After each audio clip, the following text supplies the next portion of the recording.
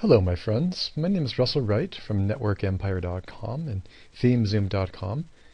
Among many things, I'm a co-inventor of the ThemeZoom natural language processing and theme curation tool that seeks to combine the human world with the machine world, understanding curation across many different levels. Today I'm going to talk to you about a very simple differentiation between content curation versus RSS feed curation.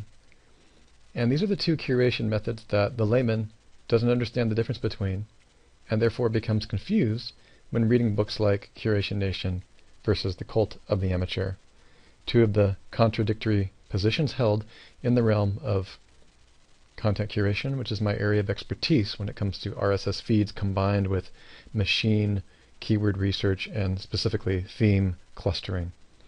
That's fancy language to say that I spent a lot of time developing applications that look at human behavior on the web based on words and watch how those words change across trends. What does that mean for you? Let's take a look at the main takeaway I would like you to walk away with to protect yourself, especially if you are not sure how you're making money and you're seduced by all the new tools online. I want you to understand where to draw the line. And when you walk away from this video, I hope that you take with you how money is made online and what you need to be really careful of when you're jumping into the infinite distraction of content curation. Well, first of all, let's go ahead and look at content curation in general. On my wiki, I've posted some information about content curation, what it is and what it is not. And in contrast, I provided you with some insight on RSS feed curation so that you can have a different viewpoint. I've also included the website. One of my clients has got one of the largest RSS syndicated and RSS curated websites probably around when it comes to the topical theme of Apple investor news and several other technology companies. He's gone so large that he's even included Apple, Google, Microsoft, and the rest. And so just in layman's really simple terms, what is the difference between RSS feed curation and content curation? Well, content curation, you really should think about the individual end user, such as people using scoopit.com, which is a brand new service that allows you to make, as they say, gorgeous magazines at the click of a button, requires that you organize one piece of content at a time and quickly and put it within a topical range that you have determined. For example, you can be as creative as you want when it comes to the headline of the overall magazine, and in this one I've actually called it Google plus one feed to rule them all. And essentially, only people in my own private membership would even understand that topical theme. But I've done that by design. Other people are picking themes such as curation or various different topics, infographics and the rest, and they're collecting articles and trading articles amongst themselves, almost like they're trading cards, like when you were a kid. And except these are actually articles and topics. And the question comes up, are they just republishing or are they truly curating? An example of a great curator is Ted at TED.com, Chris Anderson, who actually has to interview and review in advance the content of the people before they actually have their 5 or 10 minutes to speak. Well, not every curator is doing that. So what you really have is a group of people that are curating headlines more than they are curating content and turning these articles into trading cards and then forming magazines out of them. And that's not necessarily bad. I just want you to understand the difference. You're going to be there a long time to try to earn money by going through individual articles. Unless you're paid to do that, you have to ask, how do you make money as a librarian? And it can be done.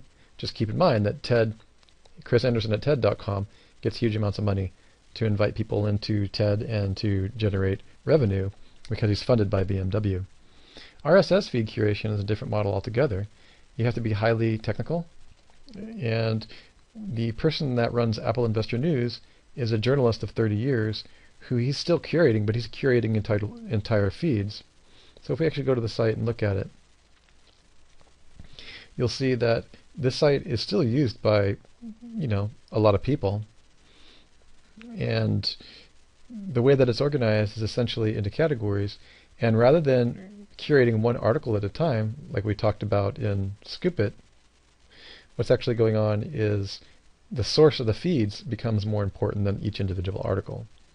And so the entire site by this 30-year journalist veteran has been carefully curated so that he already knows that the source of the information is a worthy news source.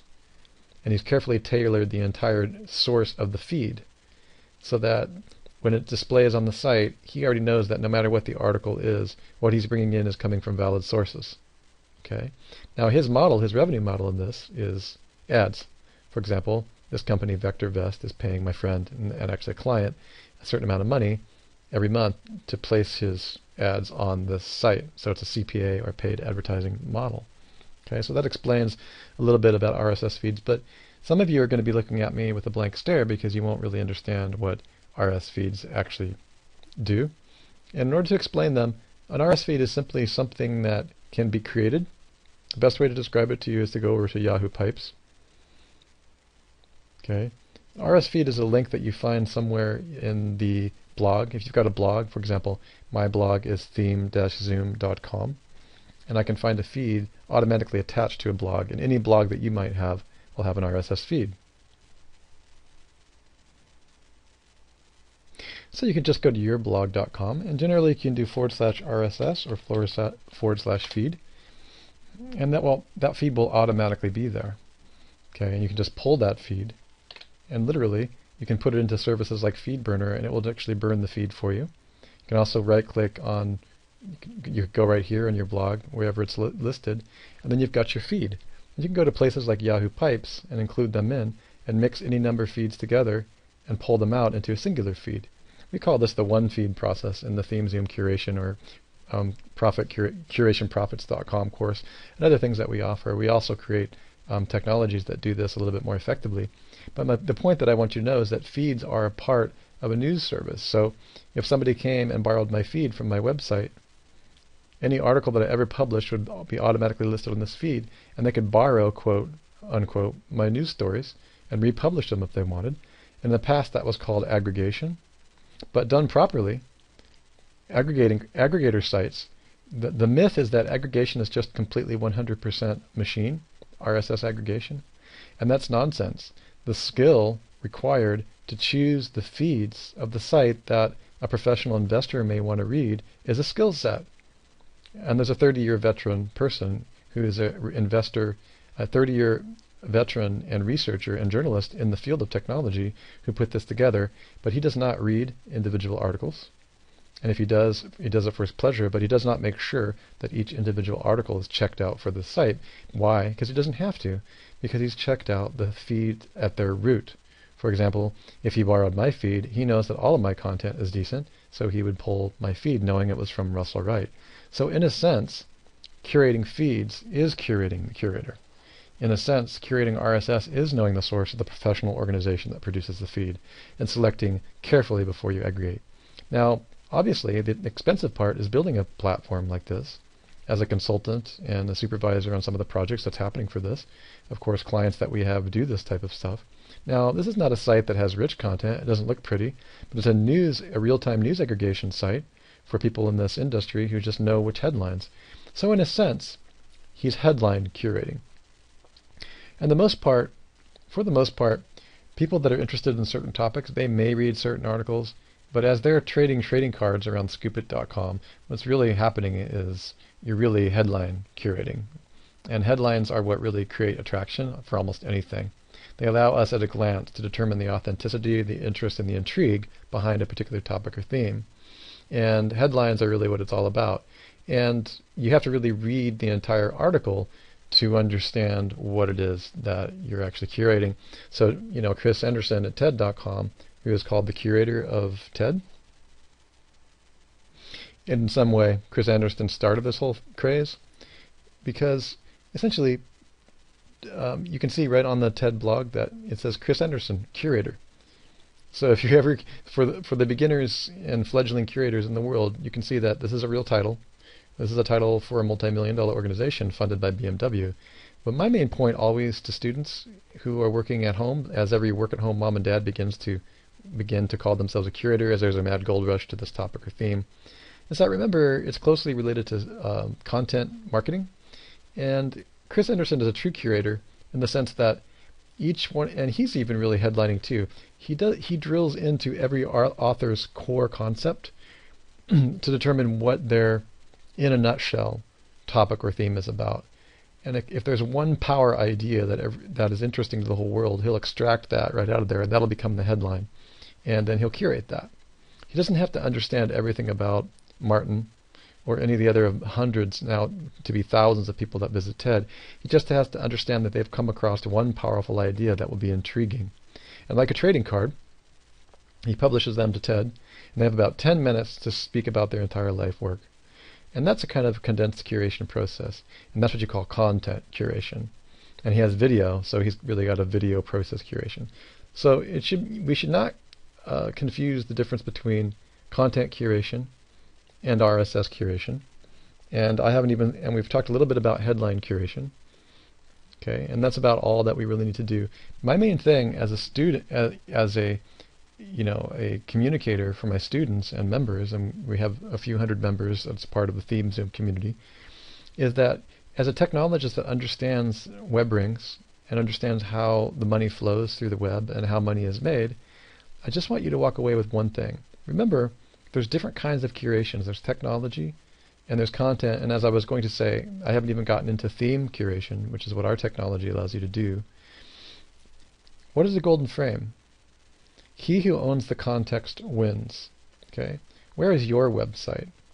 Okay, when we're talking about the golden frame, we're actually talking about where your target call to action exists. Okay, so here's my blog, for example, right? I own the context. As Theme Zoom architect Subel likes to say, he or she who owns the context wins. That's where the money goes. If you own, the place to be able to put the ad and you can actually drive traffic to your site, context is king, queen, and emperor of the new web and the curated world. If you're spending hours on Scoop.it, okay, the first thing that they have you fill out when you come in, and I love Scoop.it, and I love the guys over there, but this is their content, they own it, just like Facebook owns everything. And I read the stuff very clearly, and it's just a normal contract for the users, the social media magazine. But all that content is his, as it well should be, and he's a smart guy. But again, it's not yours, so you're organizing content, and you do gain the benefits, but we consider this a WS1 site, meaning you own it. Let me clarify what I really mean. You own it, but it's not, you own the space temporarily. You're leasing the space, but you don't own the site.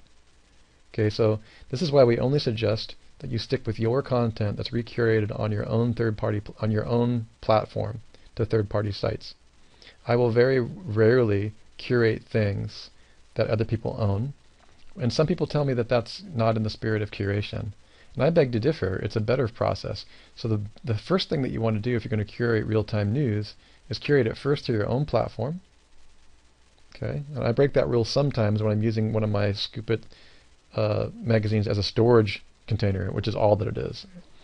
Okay, and I get rid of that as soon as I can. Then I'll curate it under the news section on my site, and then I'll scoop the site that's on my own curated news onto Scoop.it. Okay, so you'll see that most of the things that I've done, this is a Storify curation, but all the stories on the Storify curation are my own.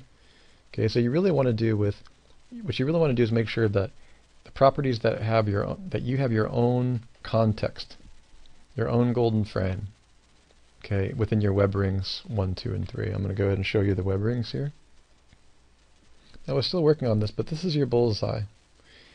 This is your web ring number 1, and these are your branded sites.